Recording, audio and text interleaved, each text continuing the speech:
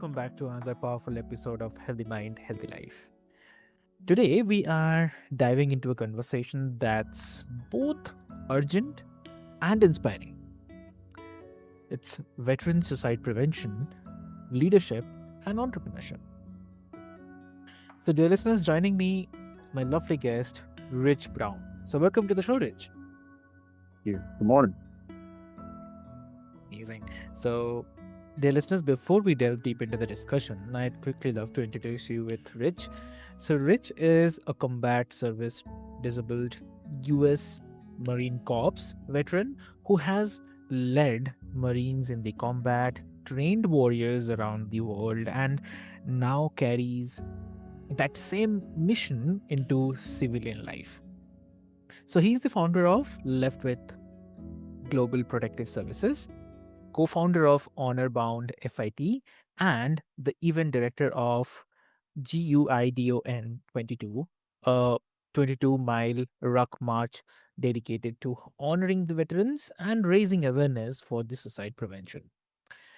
And dear listeners, like his journey from the battlefield to the boardroom is built on discipline, service, and relentless growth. And today he's here to share not just his story, but also the lessons every one of us can take into our own lives. So I'll not take much of your time, dear listeners. Let's get into the discussion. Welcome to the show again, Rich. Yeah. Amazing. So, Rich, like uh, Guidon 22, a 22-mile ruck march. Um, so 1 mile for each veteran, we lose uh, daily to suicide. So it's such a powerful symbol. So what inspired you to create this event? Yeah. 22 is a terrible statistic, right? Veterans of OIF, OEF, veterans generally across the board are leading by far in a terrible, terrible statistic. Um, we started, so a friend and I, it was always his dream to open a gym. And so a little over a year ago, we started Honor Bound Fit in the parking lot of a Black Rifle Coffee here in Fredericksburg, Virginia. And it has grown and grown. And part of our mission with Honor Bound Fit has been to bring veterans together and create a community for veterans who have exited active duty, and also some active duty guys come hang out with us as well. But Hmm. we tried to make we feel like when people leave the military, they lose their tribe and they lose their purpose, and I think that's one of the things that's really affecting the community. And I think if anything's making veterans remove themselves from society, Hmm. either through suicide or homelessness, is that they've lost their tribe and they've lost their purpose and they don't know how to restart. And so they lose a lot of that self-value. And so we created Honor Bound Fit to be a place where we could come together and create a new community, create a new tribe. And one of the things we've really taken to as a gym is rucking. And so we needed a goal. And so we said, all right, what if Yeah. around Thanksgiving, Christmas time every year, which is unfortunately when suicides are at their highest rate, what if Hmm. we did a 22-mile ruck to prevent veteran suicide? And it started as to raise awareness around veteran suicide. And somebody challenged me recently. She's the team leader of the Washington, D.C. Irreverent Warriors. She said, is it for veteran suicide awareness or veteran suicide prevention? And it really took me back because nobody had asked me that question before. But, um, I think it's also important to have a real mission and maybe a little bit of an audacious mission. And so it is to prevent veteran suicide. It doesn't matter if everybody's aware of it. Like we need to end it, you know? Um, And so we do 22 miles with 22 pounds around Thanksgiving, Christmas every year. This year it's November 22nd. Hmm. Very great. So, okay, when people participate, what transformation or maybe I would say the sense of connection do you hope they walk away with? Yeah, so we do a number of things at Guide on 22. First of all, we call it Guide on 22 because Mm. there's a lot of symbolism there, right? Not just the number 22, but the guidon. The guidon is it's a standard. It's a flag that every unit has. Every unit has their own guidon, and that guidon represents a couple of things. For one, it represents their tribe, their community, their unit. It also it represents the responsibility of their leadership. When you do a change of command ceremony in the military, you pass off the guidon from one commander to the next. And so Mm, it's a form of it's a symbol for taking responsibility. And so on Guidon 22, obviously it's a 22-mile rep march, but every 3 to 5 miles, about every hour, we stop and let everybody adjust their gear and rehydrate and change their socks if they need to, that kind of thing. But then we have a story to tell. We tell everyone about a veteran who's committed suicide. And there's a lot of focus on veterans, but it's also first responders, firefighters, police officers, EMTs, etc. Um, and so we tell a story of one of those individuals who has taken their own life and how it affected their family, how it affected their community, um, and why it's important. And this year, we're trying to step up our game a little bit and evolve to the next stage. So we're trying to have the family members of those veterans and first responders come out to tell their own story. So it won't be me telling the stories this year. It'll be the actual people affected by that loss. Um, and it does a number of things, just being on the walk with people and being able to connect and have that camaraderie and being able to tell jokes and share your individual experiences with other people has kind of a cathartic thing. But then the pain of it is kind of cathartic as well, right? 22 miles with 22 pounds is achievable for a lot of people, but it still hurts, mm, right? You're going to feel it the next day. You're going to feel it towards the end of the ruck. Um, and so there's a sort of sort of catharsis there. mm. Exactly, exactly. So I mean that's powerful. I mean, like so often numbers feel abstract, but when you put like uh 22 pounds on your back and walk those miles, it becomes kind of visceral, right? And uh, that act of community turns kind of awareness into action. So yeah, definitely, definitely. So and like military leadership, wow, I mean often means like making life or death decisions, right? So like transitioning into the civilian life, then leadership looks different, but the core values remain the same, right? So what leadership lessons from your days as a marine corp uh, uh, translate most effectively into the business and everyday life? So what do you have to say? I would say that I've on the front of my mind recently have been two Mhm, major lessons that I learned from the Marine Corps, and you learn them right away as a young Marine, a young uh, mhm, you know, active duty military. Hopefully, in all the branches, but I know specifically in the Marine Corps, you learn that leadership is not necessarily top down. Like, yes, someone at the top is making the decisions, but their role is to serve the person at the bottom, right? So the general should always be thinking about the private, right? And how to best serve the private, how to best engage them, how to best enable them to do their job, right? It's not just mhm, discipline and immediate action to orders and being obedient at the drop of a hat and so on. It is also about the best way to serve those people under you. The other thing is you learn as at the very bottom of leadership that you should always be training those people under you to take your job. And that's almost the opposite of what we seem to do in industry is we have this mindset that I need to make myself indispensable. I need to make myself irreplaceable or someone will take my job and I'll be out of the job. I would argue that mhm, business leaders should be trying to train their lower leadership to train themselves out of a job, right? If you see someone who's in middle management or the bottom rung of management who's actively engaging their subordinates to do their job as well as they do and make mhm, them obsolete, I'd say they're ready for promotion, right? You should first try to master your job and then you should try to profess it to everyone else so that they can do it as well as you can. And once you've done that, I think as a, the top of the food chain, you should be looking at that person and saying, "Okay, they're ready for the next step." Mm, exactly. Exactly true. And so, like, how do you teach the civilians, like, who may never face the combat, to adopt that same resilience and clarity of purpose? Say, how do I teach civilians? Yeah, yeah, Um, in the same way you would a young Marine. You teach brilliance in the basics, teach them the absolute, every fundamental of their job as well as possible. And then just keep them engaged. And I think the why is always more important than the what, right? We in the military we call it the commander's intent, right? If I'm going to give you this objective, I'm going to say I want you to go do this thing in order to accomplish this. And we do that because on the battlefield, let's mm, say we're going to go set up this vehicle checkpoint on this road because we're trying to find this person and we think he's going to be coming down this road today.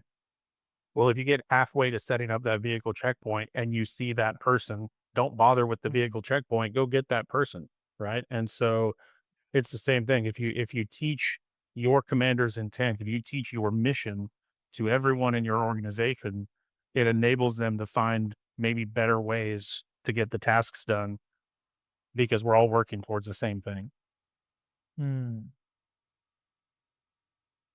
That's amazing. So, like, I think that's the bridge so many of us miss, because leadership isn't about kind of giving the orders, but it's also about presence, consistency, accountability. So, yeah, definitely. And I think it's funny too, and I don't mean to interrupt you, but we talk about I love hearing somebody, especially in lower to middle management, say, "I shouldn't have to repeat myself." But Exactly. sure you should. If if uh, if it's worth doing, it's worth repeating, right? If it's important to the organization, you will repeat it over and over and over again. Yeah. Yeah, I love the old the adage that there's this elderly couple laying in bed and they're both reading books before they go to bed, and the gentleman puts his book down and puts his glasses on his book and turns his light off, and the woman puts her book down and says, "Honey, you don't say I love you anymore." And he kind of sits up in bed and turns on his bedside lamp and he says, "Honey, I told you I love you on our wedding day and I shouldn't have to repeat myself." And that sounds absurd to anyone who's ever been in a relationship, but we say it in business all the time, right? I shouldn't have to repeat myself. Of course you should. If it's important, you should repeat it all the time. True. Exactly.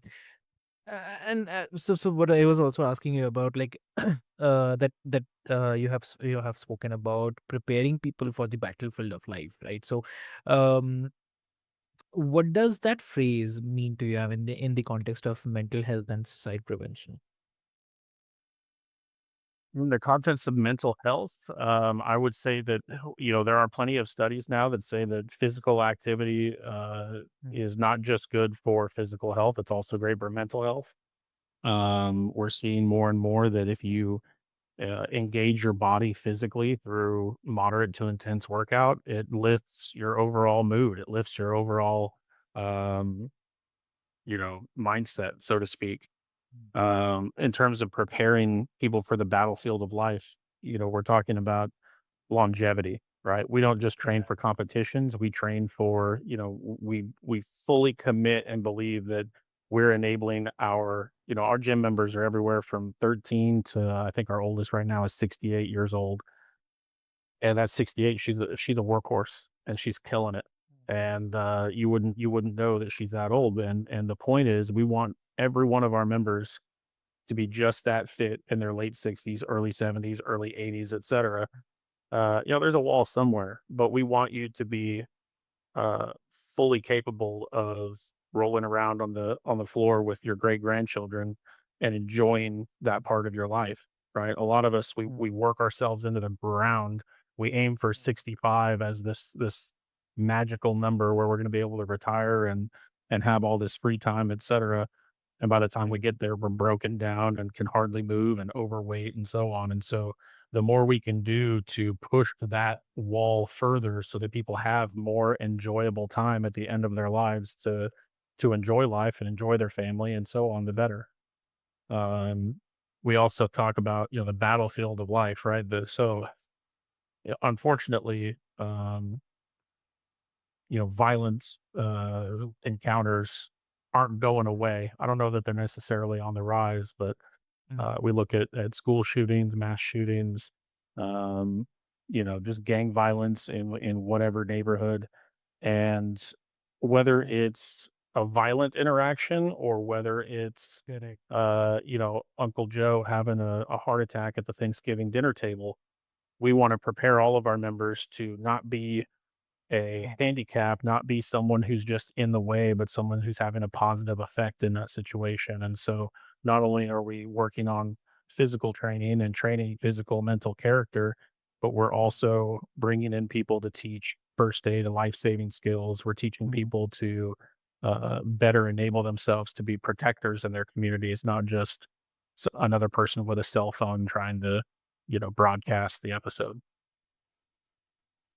Exactly. Exactly, Brooks.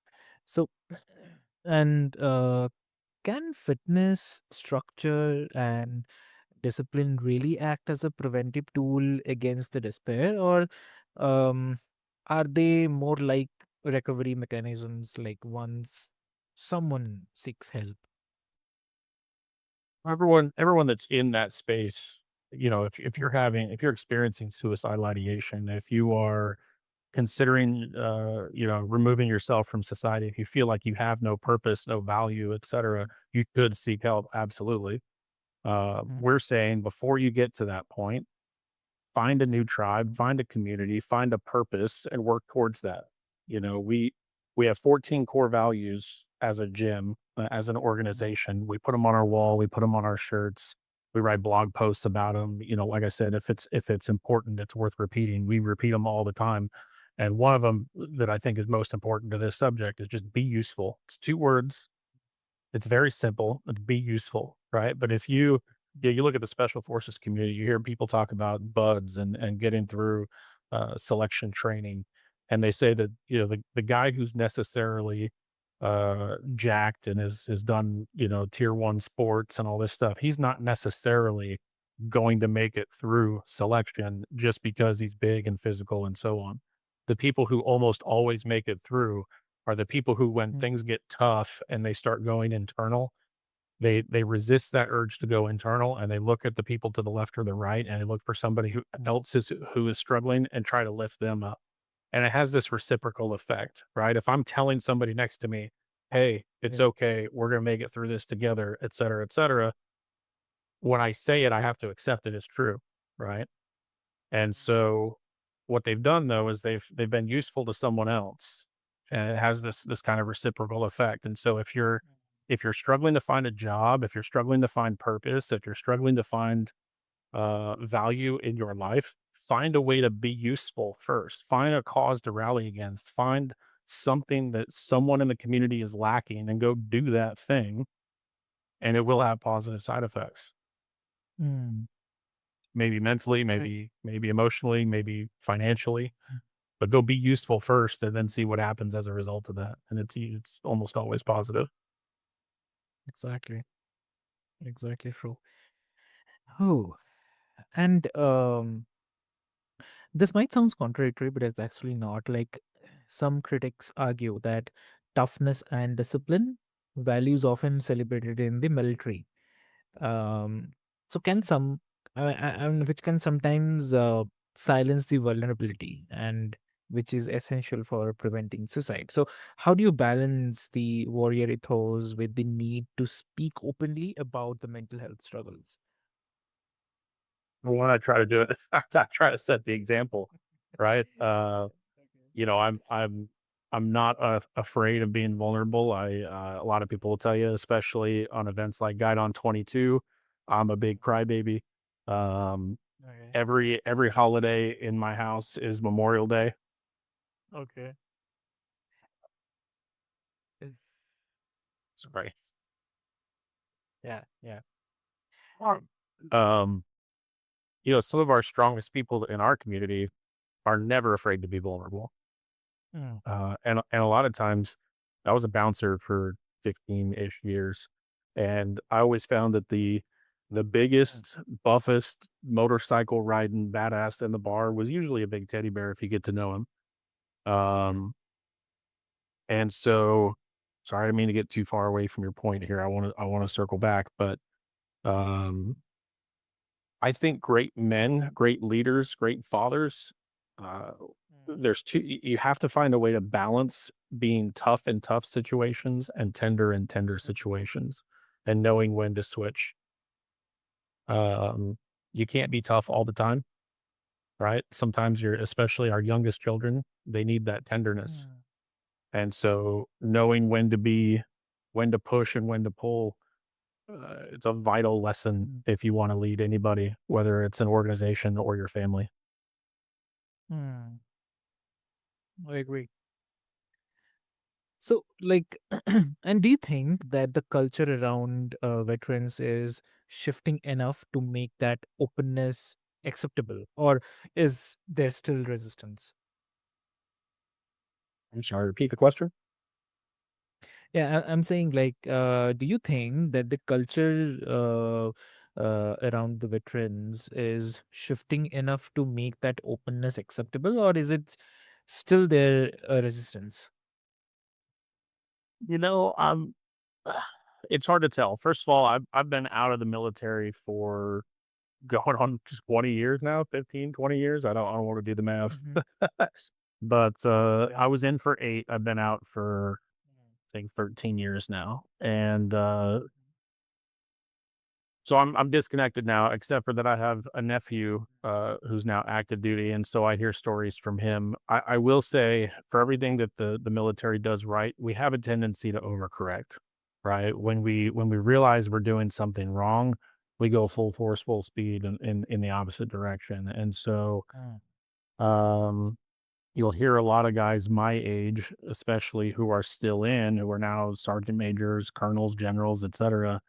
uh, they have to remind these young people now, like, hey, I know you think this is hazing because I'm being hard on you, but sometimes that's what you need to hear, right? Sometimes what you think is hazing sounds a lot like accountability.